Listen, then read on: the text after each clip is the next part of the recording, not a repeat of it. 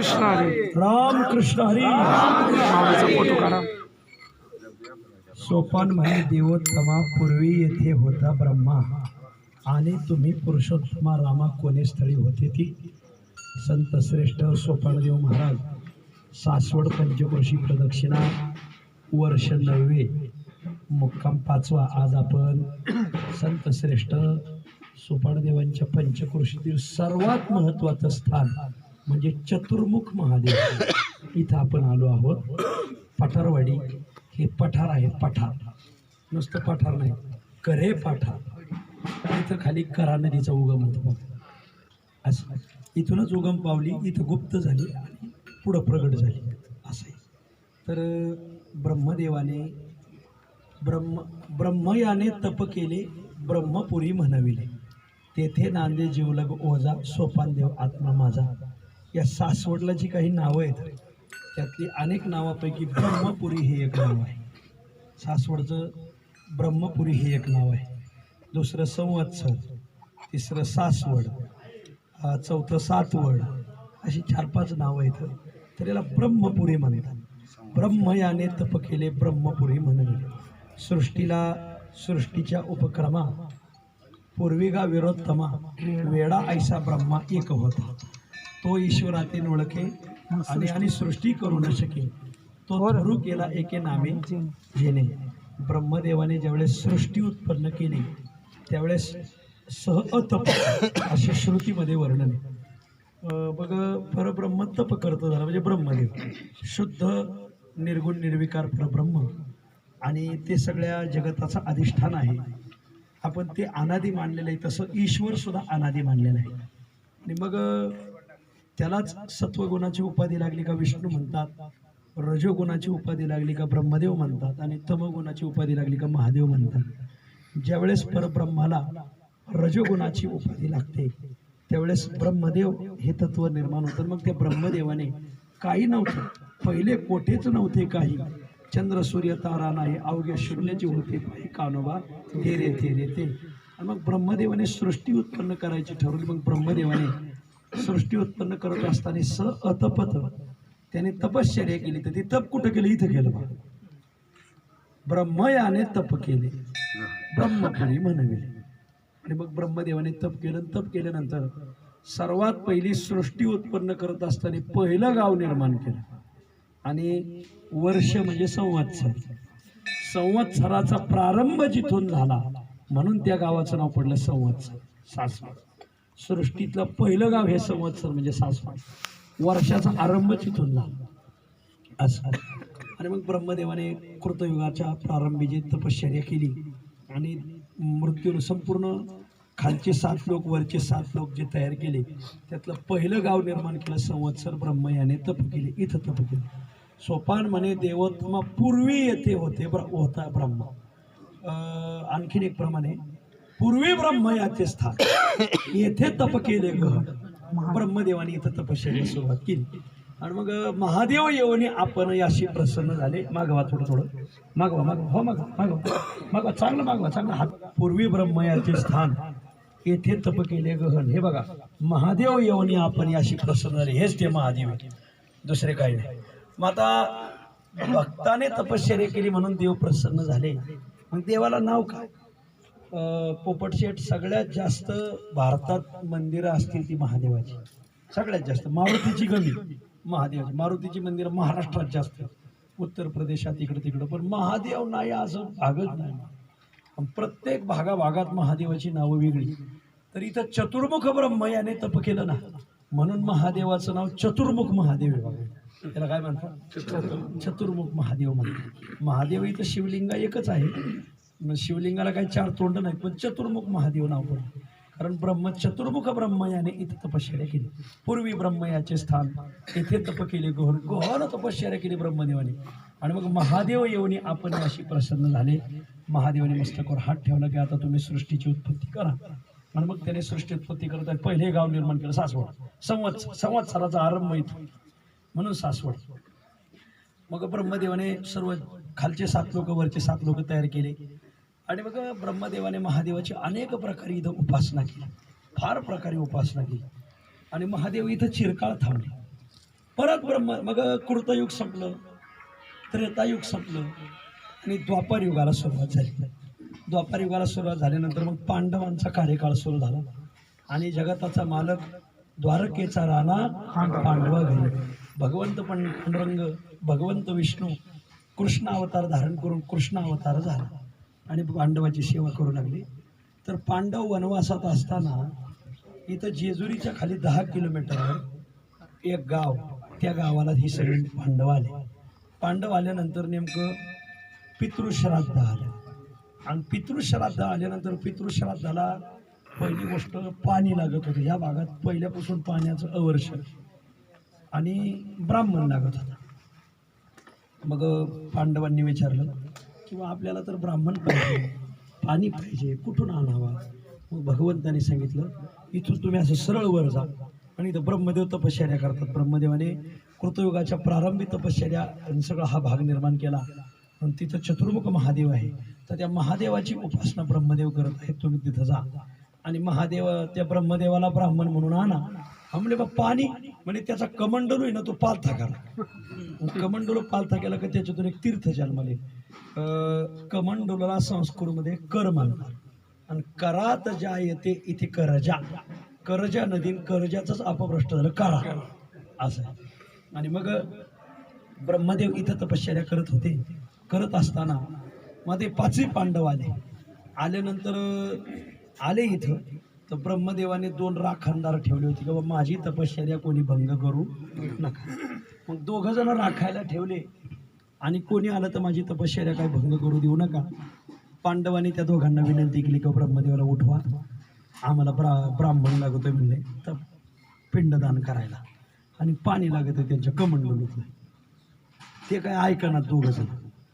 मग आता ते त्याच्यात भीमदादा होते, वरी भीमसेन, बेथू म्हणजे आडदांड, गडी आडदांडच होता तो, कुठं हाणू रुमणं. त्याने मागचं पुढचं काही नाही, त्या दोघाला गप वगैरे गप्पा समजला आणि ते कमंडलू घ्या ब्रह्मदेवाला आधी हलवलं. उठा उठा उठा. ब्रह्मदेव समाधी मग्न झाली, उन्मनी अवस्था लागली होती. मागं पुढं काही पाहायचं ते कमंडलू उचलला आणि कमंडलूच ब्रह्मदेवाच्या अंगावर होता. तर ते गार पाणी होतं. ब्रह्मदेव गारभाडाच गारभाडल्यावर ब्रह्मदेवाची निद्रा म्हणजे उन्मनी अवस्था भंग झाली. पांडवाच्या लक्षात आलं आता आपण ब्रह्मदेवाच्या शापाचे भागीदार होणार. मग 5ही पांडव इथं लपले. तर इथं 5 पांडवाच्या 5 गुहा आहेत बघा. इथं 3 आहेत मला वाटतंय, इथं 3 आहेत आणि मागं 2 आहेत. 2 पांडव मागं लपले आणि इथं 3 पांडव लपले. आता आपल्याला ते सगळं पाहायचं, आधी माहिती देतो मग पहा. 3 पांडव इथं लपले, 2 पांडव तिथं लपले. तर ह्या 3हीतून एकमेकाला जायला वाटेवा आणि त्या 2हीतून एकमेकाला जायला उभं. त्या 2हीतून इथं वाट असेल येण्यासाठी. असे एकमेकाला एकमेकडे जात आहेत. ब्रह्मदेव गरबडले, रागवल्यानंतर ते 2 जण होते म्हणजे अरे माझी एवढी तपश्चर्या चालू होती, कोणी माझ्या अंगावर पाणी ओतलं? म्हणजे कोण 5 जण होते त्यांनी तुमच्या अंगावर पाणी ओतलं? म्हणजे कुठे ते म्हणजे इथंच कुठंतरी लपले असतील. इथं पाहिलं कुठं घनदाट जंगल होतं. आता इथं सगळी सुखसुविधा झाली, मला रस्ता झाला, तीर्थक्षेत्रावर रस्ता केला, भाविक कमी जोडपेच यायला लागले. काय करावं आता? वारकरी संप्रदाय आणि हिंदू धर्माचं एवढं फार मोठं दुःख नाही. हिंदू धर्मातल्याच माणसाने त्याचं वाटोळं केलंय, त्याला आपण काय बोलू शकत नाही. आणि मग फार मोठं इथं घनदाट वन लागलं होतं. अरे पण तुम्ही दोघं काय करत होते? हा, तुम्ही दोघांनी त्याला येऊन कसं दिलं म्हणे त्या 5 जणांना? अहो म्हणजे आम्ही दोघांनी ते 5 जण कसं जुळायचं? जा तुम्हाला शाप आहे, तुम्ही वटवृक्ष होऊन पडाल. तर ते 2 जण वटवृक्ष झाले. हा बघा, हा एक वट आहे, तो एक माग एक वड आहे. ह्या वडाची खासियत सांगतो बघा काय. ह्या वडाला पारंबीच येत नाही बघा. का बरं? कारण हे मूळ वृक्षातले वड नाही, हे सेवकाचे माणसाचे वड झालेले आहेत. माणसाचे वड झाल्यामुळे माणसाचा वृक्षाचा वंश हा वटाचा वंश हा पारंबीतून होतो ना. पण ह्या दोन्ही वडाला काय पारंबी टेकली आणि दुसरा वड निर्माण झाला. पारंबी टेकली. आपण भोंगवलीला मुक्काम, आपल्या भोंगवलीला मुक्काम केला, केवढा वड होता तिथं, आहे की नाही? तसं इथं नाही बघा. आणि मग हे 2 वटवृक्ष झाले आणि ते ब्रह्मदेव रागाने निघाले. कुठे ते 5 जण, त्या 5 जणाला शापच देतो म्हणजे. आणि मग निघाले ते 5 जणाला शाप द्यायला. ते 5 पांडव या 5 गुहेतून बाहेर पडले, निघाले. मग तो पाण्याचा ओघ होता ना, त्या पाण्याच्या कडाकडाने पळायला. पाण्याचा ओघ इथं जिरला आणि पुढं प्रगट झाला आणि ते पाण्याच्या ओघाने पांडव पळू लागले. मग जसे जसे पांडव पुढे जायचे तसा तसा पाण्यात ओघ यायचा आणि ब्रह्मदेव मागं शाप देण्यासाठी लागला. पांडव काय करायचे, पुढे जायचे आणि त्यांच्या हातात बेल होत आणि तांदूळ होत. बेल आणि तांदूळ मागं ठेवायचे, थोडासा बेल आणि थोडा तांदूळ मागं ठेवायचे. मग त्याच्या बेलापासून पिंड निर्माण व्हायची महादेवाची. पांडव पुढं जायचे ना, ब्रह्मदेव आले का ब्रह्मदेवाला ती पिंड आडवी यायची. आता ब्रह्मदेवाचा आराध्य दैवत महादेव ना, आणि पूर्वी ब्रह्मयाचे स्थान येथे तप केले गहन महादेव येऊन आपण याशी प्रसन्न झाले. आणि मग महादेवाला डावलून कसं जाता येईल, मग त्याने खाली बसायचं, षोडशोपचारी पूजा करायची महादेवाची. पूजा आवडली का दर्शन घ्यायचं, परत पांडवाच्या मागं लागायचं. परत ब्रह्मदेव जवळ आले का त्याने बेल टाकायचा मागं, परत एक शिवलिंग. असे जवळजवळ 27 का 21 शिवलिंग आहेत. आता सगळे काही मोजले नाही, त्यावेळेस आपण कऱ्हा नदीची प्रदक्षिणा करू त्यावेळेस सापडलं. असे बेल ठेवता ठेवता ठेवता अखेर शेवट बेलच सरला, म्हणून गावाचं नाव पडलं बेलसर. बेल संपूनच गेला. बेल सगळा इतिहास महाराज, ही प्रदक्षिणा सगळी शास्त्रशुद्ध प्रदक्षिणा आहे. बेल सरला. असे सगळे शिवलिंग या करामाईच्या काठावर. आणि मग नागेश्वर शेवटचं शिवलिंग मला वाटतं नागेश्वर असेल.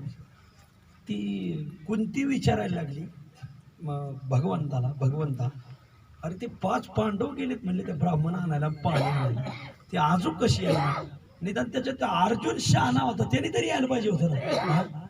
आणि मग भगवंतानी सांगितलं ते बघा अर्जुन जवळ आलाय. अर्जुन जवळ आलाय म्हणून गावाचं नाव पडलं जवळ अर्जुन. ते बघा बेलच्या खाली जवळ अर्जुन गाव म्हणजे नाजरेच्या खाली जवळ अर्जुन. आणि मग हे 5 पांडव तिथे गेले. म्हणे आलोच ब्राह्मण ब्रह्मदेव. काही रागवायचं का शाप देणार, मग भगवंताने शांत केलं. असं नाही, असं असतं का, ब्राह्मणाने एवढा राग धरू नये, लवकर आरक्षण देऊन मोकळं व्हावं. दिलं होतं पण मागलेली तिकीट लोकांना काय नाव ठेवण्यात माझ्या घालवायचं, एकाने राबायला एकाला लावायचं असं. तर मला सांगायचंय काय की ब्रह्मदेवाला शांत केलं. आणि मग पांडवांनी ब्रह्मदेवालाच ब्राह्मण केलं. आणि या कऱ्हा नदीच्या काठावर त्या गावाला पिंडदान केलं. आणि मग पांडवाचंच नाव त्या गावाला पडलं, म्हणून गावाचं नाव आहे पांडवेश्वर. पण आपल्या याच्यात मधले अक्षर गाळायचं नादच आहे, त्याचं झालं पांडेश्वर. खरं पांडवेश्वर, त्याचं झालं पांडेश्वर. आता आपल्याला पांडेश्वरला सुद्धा जायचंय. असं महादेवाचं शिवलिंग आहे. आता काय सांगू तुम्हाला, ह्या ढेकमाळीवर एवढं कवळीत बसतच नाही. भलं मोठं शिवलिंग एवढं उंच होतं, जवळजवळ त्याच्या खालच्या पहिल्या दातापर्यंत उंच होतं. म्हणजे शिडी लावून दर्शन घ्यावं लागायचं. पण मग आता ग्रामस्थांनी खालून भर घातली तेव्हा त्याचं दर्शन घ्यायला येते. फारच पांडेश्वर ह्या महाराज तुम्ही लय देव पाहिजे असते, पण पांडेश्वर पाहण्यासारखंच. आणि मग ही कऱ्हा नदी तिथपर्यंत आहे. मग कऱ्हा नदीचा उगम म्हणजे कऱ्हा नदी पुढं निरेला मिळते मला वाटतं. आणि निराकाराचा संगम मला वाटतं बारामती किंवा इंदापूर तालुक्यात निरा वागजला का काहीतरी असं राहतं. ते मला सांगता नाही यायचं. सोनगावला कऱ्हा आणि निरा नदीचा संगम आहे. तिथून पुढे मग कऱ्हा संपली आणि निरा सुटली. आणि मग निरा आणि भीमा नदीचा संगम निरा नरसिंगपूरला. तिथं निरा संपली आणि भीमा सुरू झाली. आयसे ते हे भीमा महात्म्य प्रश्न. तर असं हे ज्यावेळेस लक्ष्मणाला शक्ती लागली त्यावेळेस मग मारुती राहायला सांगितलं, मारुती जा बरं वल्ली घेऊन ये. मारुती म्हणले मग ओळखायच्या कशा, तर म्हणले त्या रात्री चमकतात त्या वल्ली. मग रातोरात गेले ते नाही, मारुतीला रात्री गेले. मग त्यांनी तो द्रोणाचळ आणि चंद्राचळ, अचळ म्हणजे पर्वत, ते 2 पर्वत घेऊन मारुतीराय निघाल्यानंतर इथून जात असताना त्याचे काही ढेकळं पडले. तेव्हा हा सगळा इंद्रनीळ पर्वत आहे. हा सगळा म्हणजे त्यातला महत्वाचा ढेकूळ म्हणजे पुरंदरचा डोंगर. असं द्रोणाचळ चंद्राचळ हनुमंते आणिला विशाळ, त्याच्या शाखा अधोमुळ तो हा इंद्रनीळ पर्वत. आणि मग येथे मग आता महाराष्ट्रातून म्हणाल मग तिथं तर वल्ली चमकत होती, इथं चमकतात का? वा, येथे वल्ली सुवर्ण का गुप्त अस्तित्व निर्धार, रात्री समय दीप्ताकार जनाशी दिसती. तो डोंगर चमकताना 2 माणसांनी पाहिला, एक आमचे पुंडलिक बावनकर आणि दुसरे सदाभाऊ गिरवी. सदाभाऊने आत्तापर्यंत सांगितलं नव्हतं, पण गेल्या वर्षी मात्र त्यांनी सांगितलं की तो डोंगर एकदा पहाट मी चमकताना लख चमकताना पाहिलं नाही. ज्याचं भाग्य आहे ना महाराज त्याला तो डोंगर चमकताना दिसतो हा सगळा. आणि मग म्हणून तर दिव्य वनस्पती म्हणूनच याचं नाव दिवे गाठी. ही नावं जी पडलीत ना इंद्र किळ, किळ म्हणजे प्रभा, किळेवरी लोपीजे माणिके काही ज्ञानोबा अमृतानुभवात म्हणतात. किळ म्हणजे प्रभा, गोळ गोडी आणि गोळ, रत्न आणि किळ, इंद्र किळ. इंद्रासारखी प्रभा असलेला हा डोंगर आहे. आणि तिथं इंद्रदेवाने तपश्चर्या केली त्या डोंगरावर, म्हणून त्याला पुरंदर म्हणतात. आणि इथं ब्रह्मदेवाने तपश्चर्या केलेली पठारावर आहे. करे पाठार, खरा आता करे पाठारचं झालं कडे पाठार, खरा करे पाठार. आणि मग 33 कोटी देवस्थळी बघा, सासवडपासून पश्चिमे पूर्व वैसका मंडळ, इथं तप तपिन्नले चंद्रमौळी ये इंद्रकिळ पर्वती. आणि येथोनी पूर्वा भागे पंढरी, हे बघा पश्चिमे, सासवडच्या पश्चिमेला आहे. पश्चिमे ब्रह्मा शंकर निर्धारी, हेच ते शंकर आहेत. मी जे अभंग सांगतोय आता आपल्याला नियमात येतील बघा. पश्चिमे ब्रह्मा शंकर निर्धारी, अवतार करे पाठारी मानदेशी महादेव. आता बरेच लोक मानदेश शब्दाचा अर्थ तो मानदेश, त्यालाही मानदेश म्हणतात. पण सासवड प्रदक्षिणेत मानदेश हाच. आजही या भागातली भाजी सासवडच्या बाजारपेठेत गेली का सासवडचे लोक भाजी कुठली म्हणजे मानदेशातली आहे. मानदेशी महादेव, तर हाच तो मानदेशी महादेव आहे. तात्यांनी ज्यावेळेस ऐकलं तात्या मला म्हणे, हा वा माऊली, हे तुम्ही शोधलं बरं झालं म्हणे. म्हणजे हे मानदेशी महादेव कबीर बाप्पू होते महाराज. गेली ती माणसं. मी दुसऱ्या वर्षात असताना कबीर बाप्पूने एकदा मंदिरात सांगितलं होतं, मानदेशी महादेव हाच मानदेशी महादेव. आम्ही दुसऱ्या वर्षात असताना बाप्पू आले, कबीर बाप्पू. फार असं दिव्य स्थान आहे. तर आता आपल्याला सर्वप्रथम आता एवढे माहिती झाले आणि मग सगळे सृष्टीचा उपक्रम झाला आणि पहिलं गाव सासवड निर्माण केलं, म्हणून संवत्सराचा आरंभ इथून झाला, म्हणून या गावाचं नाव पडलं संवत्सर.